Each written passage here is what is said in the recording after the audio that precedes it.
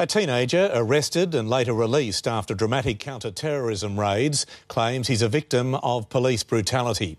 The 19-year-old has told 9 News he was beaten by officers when up to 15 heavily armed police smashed their way into his parents' home. Bearing the scars from what he claims was a dramatic arrest, 19-year-old Eathan recalls the moment he was a target of counter-terrorism police. He grabs me, handcuffs me, he's like, "What's your name?" And I said, "Eathan." He's like, "Yeah, that's the one."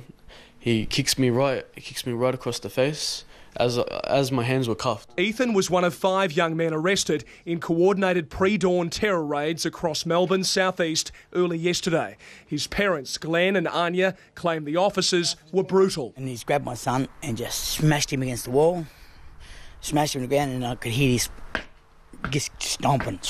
It's just the most terrifying experience ever. I wouldn't wish it upon anyone. Eathan was taken into custody and questioned over an alleged terror plot in which swords and knives would be used to attack police and the public on Anzac Day. He was released yesterday afternoon. Evidence of the raid here in New Memmering is still clear. You can see these windows and doors completely smashed. There are shards of glass littered all over the house. And after his arrest, Eathan says that he spent the next 6 hours in hospital. I don't know what's going to happen. I don't know if they're going to fix my door. I don't know if they're going to fix my window. I don't know if they're going to apologise to my family.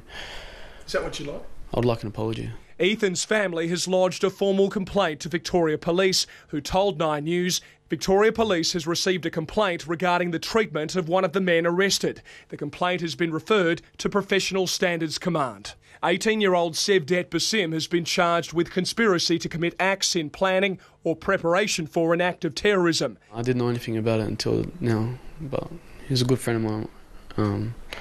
I love him, he's a good guy. An 18-year-old was released and will be charged on summons with weapons offences. Another 18-year-old man is still in custody under a preventative detention order.